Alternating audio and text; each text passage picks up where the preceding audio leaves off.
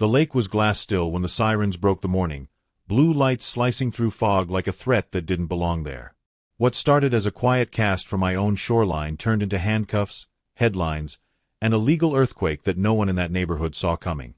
One phone call, made out of spite and entitlement, would unravel an entire homeowners association and expose a truth they never wanted dragged into daylight. If you believe power should answer to truth and karma always keeps receipts, subscribe now, because this story proves that one reckless call can cost everything.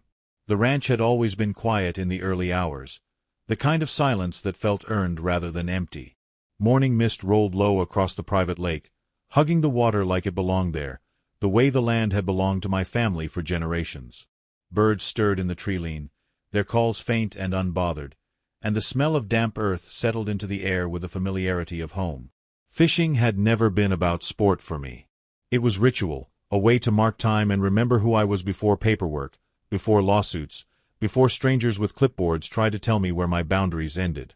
The lake itself sat at the heart of the ranch, a wide, slow-breathing body of water fed by underground springs and bordered by ancient oaks. Long before the surrounding subdivision existed, long before manicured lawns and uniform mailboxes crept toward the fence line, that lake had been surveyed, deeded, taxed, and maintained by my family. Every fish stocked, every dock repaired, every shoreline cleared had been done with private funds. It was never hidden, never disputed, until entitlement learned how to organize itself under the banner of an HOA. The development arrived quietly at first, a few survey stakes, then bulldozers, then promises made to buyers about scenic water views and shared tranquility. What those glossy brochures never said was that the lake was not theirs. It was not communal. It was not negotiable. The property line was clear, the records older than the subdivision itself, but assumptions have a way of hardening into demands when enough people repeat them. That morning, I stood alone on my side of the water, line cast, boots sinking slightly into soft mud. The sun began to rise, pulling gold across the lake's surface. The calm was complete until it wasn't. The distant hum of engines, the crunch of tires on gravel, the sudden intrusion of urgency shattered the stillness. The sound didn't belong in a place like this, and my body recognized that before my mind caught up. Blue lights flashed through the trees, reflecting off the water in sharp, unnatural streaks. The weight of that moment pressed down hard, confusion giving way to something colder. Authority had arrived uninvited, summoned by someone who believed ownership could be overridden by outrage. I didn't speak. I didn't need to. The land knew me, even if the people stepping onto it didn't. The officers moved with procedural confidence, the kind built on reports and assumptions rather than history. Their presence felt heavy, disruptive, like boots on a sacred floor. Somewhere beyond the fence line, neighbors watched, phones raised, whispers spreading faster than facts ever could. In their minds, a story was already forming, one where rules were broken and order needed restoring. They didn't know they were standing on the edge of a lie that would swallow them whole. The call that brought the police there had been simple, almost casual. Someone claimed trespassing. Someone insisted on shared rights. Someone weaponized the idea of community to challenge a truth written in ink decades before they arrived. That call traveled through dispatch, through radios, through assumptions, until it landed squarely on my shoreline. As the morning unfolded, the lake reflected more than sky and trees. It reflected a collision between private ownership and collective arrogance, between documented reality and imagined authority. Every ripple felt like a warning. Every second stretched longer as the weight of what was happening settled in. This wasn't about fishing anymore. It was about control, about who gets to decide what belongs to whom. The ranch had weathered droughts, storms, and economic swings, but it had never faced something like this. Paper trails would soon matter more than soil. Legal language would replace birdsong. The quiet life I protected would be dragged into conference rooms and court filings, all because someone couldn't accept a boundary they didn't draw themselves. As the officers began their process, the realization hit that this moment would not end quickly or cleanly. Pride had already escalated it beyond reason. The HOA, emboldened by numbers and assumptions, had chosen a fight they didn't understand. They believed enforcement favored them. They believed money insulated them. They believed the law was flexible when enough people complained. Standing there, watching the calm dissolve into procedure, I felt something shift. Not fear, but resolve. The lake remained still beneath the chaos, patient, ancient, unmoved by human noise. It had seen ownership respected and ignored before. What it hadn't seen was the cost that was about to come due. As the sun climbed higher and the sirens finally fell silent, a different kind of storm gathered, one made of filings, surveys, and consequences. The HOA thought the call was the end of the story. In reality, it was the beginning of their reckoning, and nothing in that neighborhood would ever feel quiet again. By the afternoon, the quiet certainty I carried all morning had been replaced with a dense, pressurized awareness that something irreversible had been set in motion. The officers were gone, the lake had returned to its glassy calm, but the air itself felt disturbed, as if the land remembered the intrusion even after the engines faded. Paperwork now existed somewhere beyond the ranch, forms with checkboxes and assumptions that reduced decades of ownership to a single accusation. That was how it always started, not with force, but with ink. The first letter arrived before sunset. It wasn't hand-delivered or dramatic, just an email forwarded by a neighbor who thought I should see what was being said. The HOA board had already convened an emergency meeting, and their language was confident, almost smug. They referenced shared amenities, community access, and long-standing usage rights, words that sounded official enough to convince people who had never opened a county record. They spoke as if repetition could rewrite history, as if saying something loudly and together could make it true. I walked the perimeter fence as the sky darkened, boots crunching over gravel placed there years ago to mark a line no one questioned back then. Survey markers still stood where they always had, dull metal caps flush with the ground, silent witnesses to boundaries established long before the first HOA bylaws were drafted. The fence wasn't there to keep people out. It was there to keep confusion from wandering in. That distinction had been lost somewhere between entitlement and assumption. The HOA's confidence grew with every hour. Emails circulated, screenshots shared, narratives sharpened. In their version of events, I was no longer a property owner but an obstacle, someone hoarding what they believed belonged to everyone. They spoke about fairness without acknowledging facts, about community without consent. It was easier to paint me as unreasonable than to admit they were wrong. Easier still to double down than to back away. By the next morning, a formal notice appeared on my gate, laminated and official-looking, citing violations and demanding compliance. The language carried the hollow authority of people who had never been challenged. They referenced fines, enforcement actions, and legal remedies, confident their collective voice outweighed my singular claim. What they didn't realize was that my claim wasn't singular at all. It was backed by archives, by deeds written when the land was raw and unbroken, by taxes paid year after year without dispute. I drove into town that day, past the subdivision with its uniform roofs and identical driveways, and felt the weight of eyes following me. Word had spread faster than truth ever does. To them, I was the man who called their bluff, the one standing between them and the water they felt entitled to touch. None of them asked. None of them checked. They assumed ownership could be voted into existence. The attorney's office smelled like old books and polished wood, the kind of place where history mattered. I laid everything out on the table: maps, deeds, correspondence, photographs of survey markers older than the HOA itself. The attorney listened without interruption, nodding slowly as the pattern revealed itself. This wasn't a misunderstanding. It was overreach, plain and documented, the kind that courts don't look kindly on when exposed to daylight. Outside, the HOA escalated. Another meeting, another email blast, another round of self-assured declarations. They hired their own counsel, confident that pooled resources could intimidate where reason failed. The narrative shifted from shared access to alleged negligence, from trespassing claims to safety concerns. Each new angle contradicted the last, but consistency wasn't their goal. Pressure was. The lake remained unchanged through it all, reflecting clouds and sunlight with equal indifference. It had no stake in the arguments swirling around it. It simply existed, owned, defined, and patient. Every time I stood by the water, I felt grounded again, reminded that truth doesn't rush and doesn't need permission to stand firm. Then came the notice of intent, a thick envelope delivered with certified precision. The HOA was preparing to take legal action, accusing me of denying access, of violating covenants I had never signed, of disrupting a community I never joined. It was a declaration of war wrapped in bureaucratic language, and it made one thing clear. They weren't going to stop. As night fell, I read through the documents again, the arrogance bleeding through every paragraph.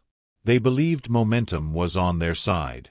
They believed pressure would force compromise. They believed I would fold to avoid conflict. What they didn't know was that every step they took deeper into this fight increased the cost of being wrong. Standing at the edge of the lake, moonlight cutting a silver path across the water, I understood the shape of what was coming. This was no longer about access or fishing rights. It was about accountability, about drawing a line that couldn't be erased by committee votes or collective outrage. The lawsuit landed like a thunderclap, not because it was unexpected, but because of how confidently wrong it was. Pages thick with legal jargon accused me of obstruction, breach of imaginary agreements, and denial of communal rights that never existed. The HOA framed the lake as a shared asset, repeating the same false premise in different fonts, hoping volume would replace validity. Reading it, I felt a strange calm.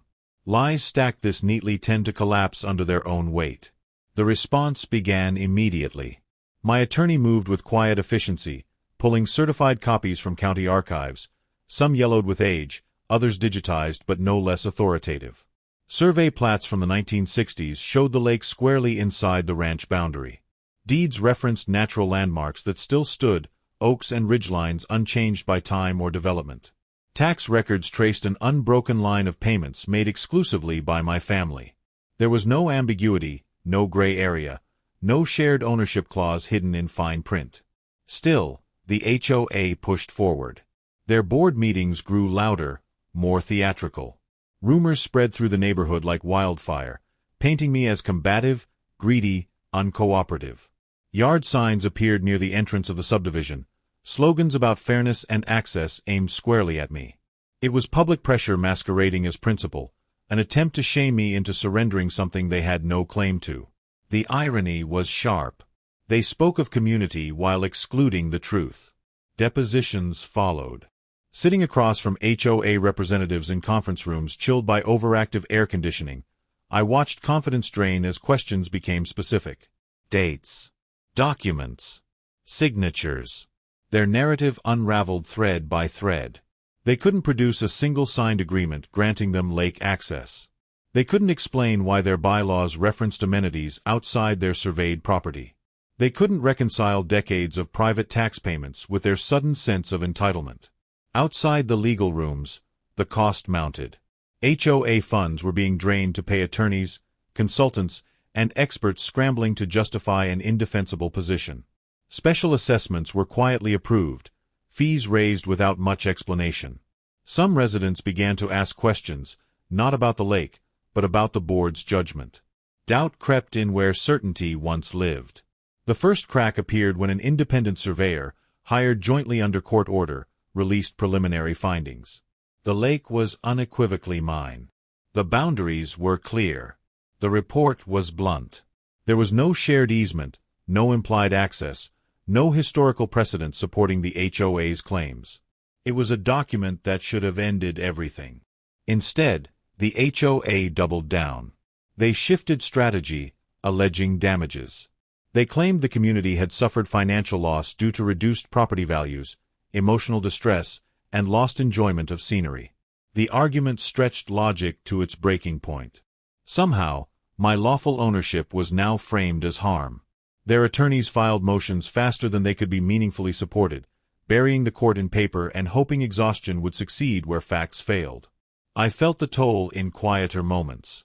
Nights grew shorter, sleep thinner. The ranch, once a refuge, became a place shadowed by anticipation.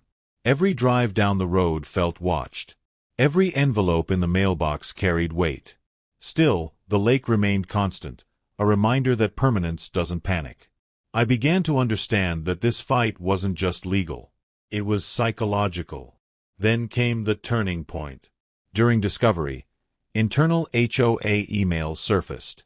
Conversations between board members revealed awareness of the true property lines long before the police were ever called. They discussed forcing the issue, betting that pressure and public perception would coerce access. One message referenced the call to law enforcement as a necessary escalation.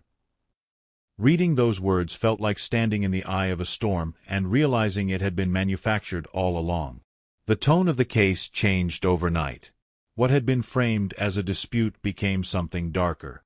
Intent mattered. Knowledge mattered. The court took notice. Motions were denied. Deadlines tightened. The HOA's confidence evaporated, replaced by frantic. Maneuvering residents began attending meetings in larger numbers, demanding explanations, demanding transparency. Financial reports leaked. Legal expenses had ballooned far beyond initial projections. Reserve funds were depleted. Insurance carriers began asking uncomfortable questions about coverage exclusions for intentional misconduct.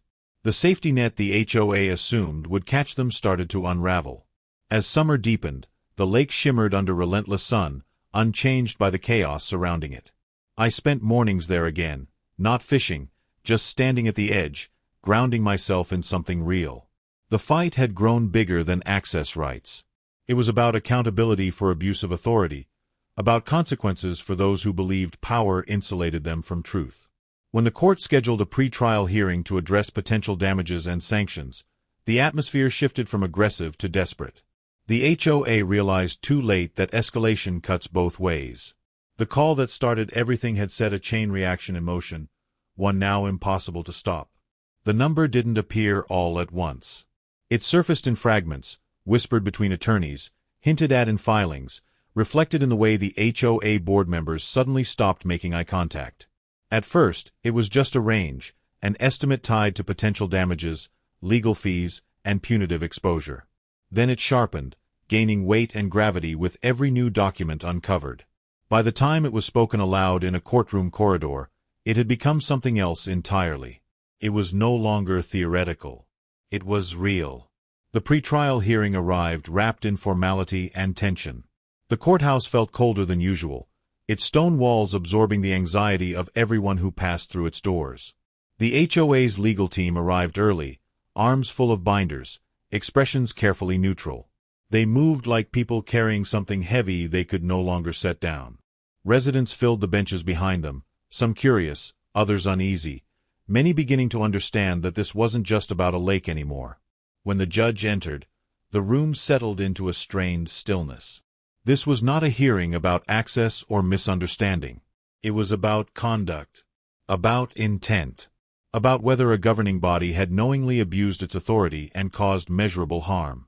The distinction mattered, and it hung in the air like a held breath. My attorney spoke plainly, methodically laying out a timeline that now felt inevitable.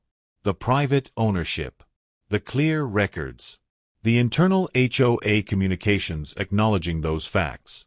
The deliberate decision to escalate anyway, to involve law enforcement, to initiate legal action despite knowing the truth.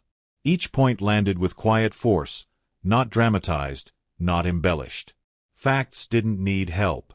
The HOA's response felt thinner by comparison. They argued misinterpretation, confusion, reliance on outdated information. But the emails told a different story, one of calculated pressure and strategic escalation. The judge's questions grew sharper, cutting through rhetoric to expose contradictions. Every answer seemed to open another door the HOA would have preferred stay closed. Outside the courtroom, the mood shifted from defiance to fear. Board members huddled together, voices low, gestures tight. Residents whispered among themselves, some angry now, others stunned. Special assessments suddenly made sense. The rushed votes. The vague explanations. The truth was coming into focus, and it wasn't flattering. The court recessed briefly, enough time for reality to sink in. I stood alone near a window, watching traffic move steadily below. Life outside continued as if nothing monumental was unfolding. That contrast felt surreal. Inside, years of quiet ownership were colliding with months of reckless governance, and the impact was about to be quantified. When proceedings resumed, the conversation turned to damages. Not just legal fees, though those were substantial, but reputational harm, emotional distress, and punitive considerations tied to intentional misconduct. My attorney presented expert assessments, conservative in tone but devastating in implication. The numbers added up quickly, each category reinforcing the last. The HOA's insurance representative shifted uneasily. Coverage exclusions for intentional acts were cited. Suddenly, the safety net the board had relied on was gone. What remained was exposure, personal and collective, and the realization that there would be no easy escape. By the end of the day, the figure was no longer whispered. It was acknowledged. Potential liability approached 7 figures, edging higher as interest and ongoing costs were calculated. The exact total would depend on rulings yet to come, but the range was enough to change everything. It threatened reserves, property values, and the very existence of the association. That evening, emergency notices went out to residents. Meetings were scheduled, then rescheduled. Emotions ran high. Some demanded resignations. Others wanted settlement at any cost. A few still clung to denial, insisting the judge would see things differently in the end. But momentum had shifted. The story was no longer under the HOA's control back at the ranch. The lake reflected a storm gathering on the horizon, clouds stacking high and dark. Thunder rolled in the distance, slow and deliberate. The symbolism wasn't lost on me. This fight had always been about more than water. It was about boundaries, about the consequences of crossing them, about what happens when authority forgets its limits. As rain finally broke, heavy drops striking the lake's surface, I felt a strange sense of closure beginning to form. Not relief, not yet, but certainty. The truth had been documented, acknowledged, and now quantified. The cost of that phone call was no longer abstract. Late that night, a message arrived from my attorney. Settlement discussions were being requested. Urgently. The HOA wanted to talk, wanted to negotiate, wanted to contain the damage. The tone had changed completely, from accusation to concession, from demands to pleas. I stood on the porch listening to rain soak into the land, knowing that the next phase would be decisive. They wanted an end. I wanted accountability. Those two goals were not the same thing. The revelation didn't come from the court or the HOA. It came quietly, almost accidentally, buried inside a routine disclosure that should have been harmless. As settlement talks began, both sides were required to exchange updated financial statements and insurance correspondence. It was there, in a thread of emails between the HOA board and their insurer, that the full weight of their gamble finally surfaced. They hadn't just escalated knowingly. They had done so after being warned. Weeks before the police were ever called, the HOA's insurance carrier had issued a written advisory. It was clear, unambiguous, and impossible to misinterpret. The lake was identified as privately owned based on publicly available records. Any attempt to enforce access or involve law enforcement could be classified as intentional misconduct, potentially voiding coverage. The recommendation was simple. Do not proceed. They proceeded anyway. Reading those words felt like the ground shifting beneath everything. This wasn't arrogance alone. This was willful disregard, documented and undeniable. The board had known the risk, had acknowledged it internally, and had chosen escalation regardless. The decision wasn't made in confusion or ignorance. It was made in defiance of reason, driven by ego and the belief that consequences were negotiable. Settlement discussions stalled almost immediately. My attorney's tone changed, sharpening with purpose. This new information reframed the entire case. What had been reckless was now deliberate. What had been costly was now catastrophic. Punitive damages, once discretionary, became not just plausible but likely. The law treats warnings seriously, especially when they're ignored by those in positions of authority. Inside the HOA, the fallout was swift and chaotic. Emergency meetings were called behind closed doors. Board members resigned abruptly, some citing personal reasons, others disappearing without explanation. Residents demanded answers, then accountability. Financial reports were scrutinized line by line, exposing how deeply the association had sunk itself into liability. The sense of betrayal ran deep. This wasn't a mistake they could all share. It was a decision made by a few that endangered everyone. The subdivision changed overnight. Yard signs vanished. Conversations stopped mid-sentence when I passed. The confidence that once fueled public outrage had collapsed into quiet dread. People began to understand that this fight could cost them their homes, their savings, their sense of security. The lake they'd never owned was now threatening everything they did. Mediation was scheduled under court order, a last attempt to avoid trial. The room was tense, heavy with the awareness that there were no good outcomes left for the HOA. Their attorneys spoke carefully now, choosing words that conceded without fully admitting fault. Offers were made, numbers floated, then revised downward and upward again as calculations shifted.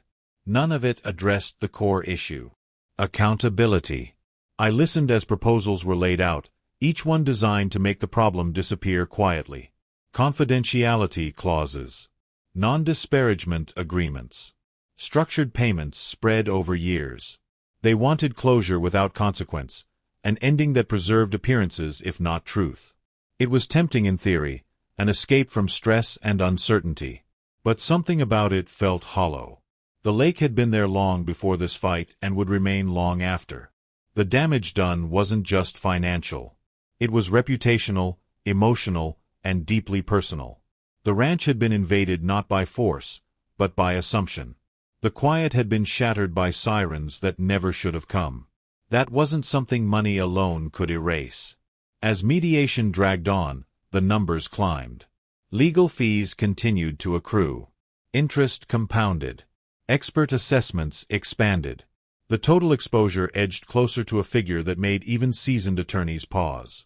7 figures became 8. The room grew quieter each time it was recalculated. Outside, the story began to spread beyond the subdivision. Local media picked up the case, drawn by the unusual mix of HOA overreach and documented misconduct. Headlines were cautious but pointed. Questions were asked publicly that had once been whispered privately. The HOA's attempt to control the narrative failed completely. They no longer owned the story. Late one evening, after hours of stalled negotiations, my attorney stepped aside to take a call. When he returned, his expression was unreadable but focused. He explained that new counsel had entered the picture, representing individual board members personally. They were no longer united. Each was now trying to limit their own exposure, even if it meant turning on the others. That fracture changed everything. Cooperation dissolved. Blame shifted openly. Emails were reinterpreted. Decisions were disowned. The association that had once moved as a single, entitled voice now spoke in fragments, each one weaker than the last. The illusion of collective strength was gone. As mediation adjourned without resolution, the judge set a firm trial date. No more delays. No more maneuvering. The facts would be presented publicly, the warnings read aloud, the consequences calculated without mercy. The cost of that call would be measured in full view of everyone who once cheered it on. Driving back to the ranch that night, the road felt longer than usual. The lake appeared in the distance, dark and still under a cloudless sky. It looked unchanged, untouched by the chaos it had triggered. I stopped at the shoreline and listened to the water lap softly against the bank, steady and indifferent. This fight had never been about winning. It was about setting something right that had been distorted by power and assumption. The final chapter was approaching, and it would leave nothing hidden. The audit arrived like a verdict before the verdict, sealed in a thick digital file that took minutes to load and seconds to change everything. It wasn't ordered by the court. It was demanded by the residents themselves, a last-ditch effort to understand how deeply their association had entangled them in risk. An independent forensic accounting firm had been hired quietly, without board oversight, and what they uncovered stripped away every remaining illusion of control. The HOA's financial health had been misrepresented for years. Reserve funds were overstated. Legal contingencies were underreported. Several past expenditures had been improperly classified to mask deficits that predated the lake dispute entirely. The association hadn't just walked into a financial crisis. It had been living inside one, propped up by confidence and silence. The lawsuit didn't create the collapse. It exposed it. As the numbers were recalculated with brutal accuracy, the total liability crystallized. Legal fees, projected damages, punitive exposure, interest, and uncovered losses combined into a figure that crossed a psychological threshold. $1.2 million. Not hypothetical. Not worst case. Probable. The number circulated quickly, stripped of context, heavy with implication. It was more than the HOA's annual budget. More than its reserves. More than it could survive. Panic spread through the subdivision in waves. Emergency meetings overflowed into parking lots. Residents who had once demanded access now demanded answers. Voices rose. Accusations flew. The remaining board members tried to maintain order, but authority evaporates quickly when trust collapses. People realized they had been represented by individuals who ignored warnings, concealed risks, and gambled with communal finances to win a battle they never needed to fight. Mortgage lenders took notice. Insurance carriers reevaluated coverage. Real estate listings quietly disappeared. The ripple effects moved faster than the legal process ever could. Property values wavered, then dipped. The community that once prided itself on stability felt suddenly fragile, its foundation cracked by decisions made in closed rooms. Inside the courtroom, the tone hardened. The judge reviewed the audit with visible concern, asking direct questions about governance, disclosure, and fiduciary duty. Each answer from the HOA's counsel seemed to confirm what the numbers already showed. This wasn't just a dispute gone wrong. It was systemic failure. The court began signaling openness to remedies that went beyond damages, remedies that addressed structure and accountability. Settlement talks resumed briefly, driven now by desperation rather than strategy. The HOA offered everything it could, including dissolution clauses, asset liquidation, and public acknowledgments of fault. They wanted the bleeding to stop. But dissolution wouldn't erase liability. It would only spread it, pushing the cost onto individual homeowners who had never voted for escalation, never saw the warnings, never knew the risk they carried. I watched it unfold with a sense of detachment that surprised me. The anger I'd carried earlier had cooled, replaced by clarity. This wasn't about punishing a community. It was about consequences reaching the people who made decisions, not those who inherited them. My attorney pushed for targeted accountability, separating board misconduct from resident responsibility. The law allowed for it, especially when intent and concealment were proven. The media attention intensified. What began as a local curiosity became a cautionary tale. Experts weighed in on HOA governance, on the dangers of unchecked authority, on how easily power can drift into abuse when no one challenges it. The lake was mentioned less now. It had become symbolic, a backdrop to a larger story about control and consequence. As the trial approached, subpoenas expanded. Former board members were compelled to testify. Emails once dismissed as casual were read aloud in deposition rooms, stripped of tone and exposed for intent. Words like force, pressure, and make it uncomfortable echoed back at their authors, no longer harmless, now damning. Each testimony tightened the narrative into something inescapable. Back at the ranch, life remained strangely normal.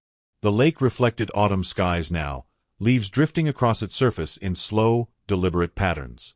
I returned to fishing, not as a statement, but as a reminder of continuity. The land hadn't changed. Ownership hadn't changed. Only the noise around it had grown louder. One evening, as the sun dipped low and shadows stretched across the water, I received a final settlement proposal. It was higher than any before, structured to avoid trial, framed as a mutual resolution. The number was significant, but it came with conditions that felt familiar. Silence. Closure without acknowledgement. An ending without truth. I declined. The trial was no longer avoidable. The audit ensured that. The exposure was too great, the evidence too clear. The HOA's attempt to control had collapsed under its own weight, and the cost was now unavoidable. What remained was the reckoning, public and final. As court dates were confirmed and witness lists finalized, the community braced itself. The call that started everything had multiplied into consequences that could no longer be contained. The lake sat quietly at the center of it all, unchanged, as if waiting for the final word. The courtroom felt different on the first day of trial, heavier somehow, as if the walls themselves understood the permanence of what was about to be decided. This was no longer procedural maneuvering or speculative argument. This was testimony, sworn and recorded, the point of no return. Every seat was filled. Residents sat shoulder to shoulder with reporters, attorneys, and observers who sensed they were about to witness something definitive. The first witness was called without ceremony. A former HOA board member, one of the earliest to resign, took the stand with visible hesitation. The oath settled over the room like a weight. What followed was not dramatic in tone, but it was devastating in substance. Step by step, the witness described the internal discussions that took place weeks before the police were ever called. Not rumors. Not interpretations. Direct recollections, anchored to dates, emails, and meeting notes. The board had known the lake was privately owned. They had reviewed the county records. They had discussed the insurance warning. They had debated the risks openly. The witness described a moment where the choice became clear, not between right and wrong, but between backing down and asserting dominance. The call to law enforcement was framed internally as leverage, a way to create pressure and force compliance through intimidation rather than law. The room was silent as those words settled. This wasn't conjecture. It was confirmation. Intent had a voice now, and it was calm, factual, and unambiguous. As testimony continued, documents were displayed on screens for all to see. Emails with subject lines that once seemed casual now read like confessions. Phrases about making an example and establishing authority were stripped of context and exposed for what they were. The board's strategy had never been about shared enjoyment or safety. It had been about control. The HOA's legal team attempted to soften the impact, suggesting frustration, misunderstanding, collective pressure. But the witness held steady, repeating what had been said and by whom. Dates aligned. Records matched. The judge took notes without expression, but the shift in posture was unmistakable. This was no longer a close call. Additional witnesses followed, each reinforcing the same narrative from different angles. A former property manager confirmed instructions to escalate despite warnings. An insurance representative verified the advisory sent and acknowledged. A surveyor explained, in precise language, how unmistakable the boundaries were. With each testimony, the possibility of alternative interpretation narrowed until it disappeared entirely. The residents in the gallery reacted subtly. Some stared straight ahead, stunned. Others shook their heads slowly, the weight of realization settling in. This wasn't a misunderstanding they could excuse. It was a decision made on their behalf without their knowledge, one that now threatened their financial stability and sense of trust. When it was my turn to take the stand, the room felt strangely quiet. I spoke about the land, the history, the moment the sirens arrived. I described the feeling of standing on property my family had owned for decades while being treated like an intruder. I didn't embellish. I didn't need to. The facts carried enough gravity on their own. Cross-examination came, measured and careful. Questions about motives, about willingness to share, about compromise. I answered plainly. Ownership wasn't a matter of preference. It was a matter of record. The lake wasn't withheld out of spite. It was protected out of responsibility. The distinction mattered, and the court recognized it. As the day wore on, the atmosphere shifted from tension to inevitability. The HOA's defense narrowed to damage control, no longer disputing intent but attempting to limit its impact. They argued proportionality, fairness, unintended consequences. But those arguments rang hollow against the evidence of deliberate action and concealed risk. By the end of the first week, the narrative was fixed. The HOA had knowingly overstepped, ignored warnings, misled residents, and weaponized authority to assert control over property they did not own. The question was no longer whether they were liable. It was how accountability would be applied and to whom. Outside the courtroom, the subdivision felt hollowed out. Meetings were canceled. Communications ceased. People retreated into their homes, blinds drawn, waiting for an outcome they could no longer influence. The sense of community that once fueled entitlement had dissolved into quiet apprehension. The media coverage reflected the shift. Headlines grew sharper, less speculative. Words like intentional and reckless replaced dispute and conflict. Legal analysts spoke openly about precedent, about fiduciary duty, about personal liability for board members who act in bad faith. The story had become a warning, not just a spectacle. On the final day of testimony, Closing arguments loomed. Both sides prepared to frame the evidence one last time. The HOA's counsel focused on the residents, on unintended harm, on the desire to move forward. My attorney focused on responsibility, on the importance of consequences when power is abused. The contrast was stark. As the judge recessed to deliberate, the courtroom emptied slowly. No one spoke. The outcome felt close enough to touch, heavy and unavoidable. Weeks of testimony, years of history, and one reckless phone call all converged in that moment of waiting. Standing outside under an overcast sky, I felt neither triumph nor relief. Only a quiet certainty that whatever came next would be final. The truth had been laid bare. The cost of ignoring it was about to be formalized. The courtroom reconvened under a gray morning sky, the kind that presses down without drama, heavy and unavoidable. The judge entered without ceremony, carrying a folder that seemed far too thin to contain the weight of what it represented. Everyone stood, then sat, the room settling into a silence so complete it felt engineered. This was the end of the road, the moment where everything said, done, ignored, and escalated would be distilled into consequence. The ruling was delivered slowly, deliberately, each section building on the last. The judge began with findings of fact, affirming private ownership of the lake in unequivocal terms. There was no ambiguity left, no room for reinterpretation. The property had always been mine. It had never belonged to the HOA, not in practice, not in theory, not in imagination. That foundation mattered, because everything else rose from it. Next came intent. The judge referenced internal communications, testimony, and the ignored insurance warning. The language sharpened here, shifting from neutral to firm. The HOA board had acted knowingly. They had escalated deliberately. They had used law enforcement as a tool of pressure, not protection. That finding changed the nature of the case entirely. This was not a dispute born of confusion. It was an abuse of authority. The courtroom remained silent as the judge moved into liability. The association was found responsible for damages stemming from wrongful enforcement, reputational harm, emotional distress, and legal costs. Each category was explained, justified, and supported by evidence already entered into the record. The structure of the ruling felt methodical, almost instructional, as if meant to be read later by others who might find themselves tempted to cross similar lines. Then came the number. $1.2 million.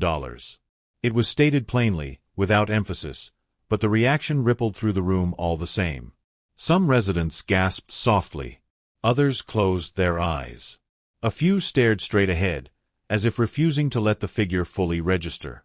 The amount covered compensatory damages, punitive damages tied to intentional misconduct, and full reimbursement of legal fees. The judge made it clear this was not excessive. It was proportional. The ruling didn't stop there. The court addressed governance. Citing breaches of fiduciary duty, the judge ordered the immediate dissolution of the HOA's current board. Individual board members found to have acted in bad faith were held personally liable for a portion of the damages, shielded neither by the association nor by insurance. The message was unmistakable. Authority carries responsibility, and hiding behind a collective does not absolve intentional harm. The association itself was placed under court supervision for wind down and restructuring. Assets would be liquidated where necessary. Residents would be protected to the extent possible, but the cost of misconduct would not disappear. Accountability, the judge emphasized, was not optional. When the gavel finally fell, it didn't echo. The room absorbed it, heavy and final. There was no celebration, no outburst, no sense of victory. Only the quiet realization that something permanent had just happened. A system built on assumption had collapsed under the weight of truth. Outside, reporters gathered quickly, questions spilling into the air. I declined interviews, walking past cameras without comment. There was nothing left to explain. The ruling spoke for itself. The lake remained mine, as it always had been, but now it carried a different significance. It was proof that documentation matters. That silence doesn't mean surrender. That escalation has a price. The subdivision changed in the weeks that followed. New management took over. Rules were rewritten. Transparency replaced bravado. Residents learned what had been done in their name and demanded better. Some moved away, unable to shake the association with what happened. Others stayed, determined not to repeat it. Property values stabilized slowly, cautiously, as trust began the long process of rebuilding. The former board members faded from view. Some faced additional civil actions. Others dealt with the personal consequences of decisions made too confidently and too quietly. Their names became footnotes in a case study discussed far beyond the neighborhood they once governed. Life at the ranch returned to its natural rhythm. Mornings by the lake were quiet again, the kind of quiet that feels earned. Fishing resumed, not as defiance, but as continuity. The land didn't celebrate. It simply endured, unchanged by the noise that had surrounded it. Sometimes, standing at the shoreline, I thought about how close everything had come to a different ending. How easily intimidation might have worked if records were missing, if resolve had wavered, if silence had been mistaken for peace. The lesson was clear and unsettling. Rights only matter when they're defended. The call that started it all was never about fishing. It was about power, about testing whether authority could override truth. It failed. And in failing, it left behind a precedent that would outlast the people involved. One reckless decision cost more than money. It cost trust, stability, and the illusion that consequences can be avoided. As the sun set over the lake, light stretching across the water in long, golden lines, everything felt exactly as it should. Quiet. Defined. Certain. The story ended not with applause, but with accountability, and that was enough.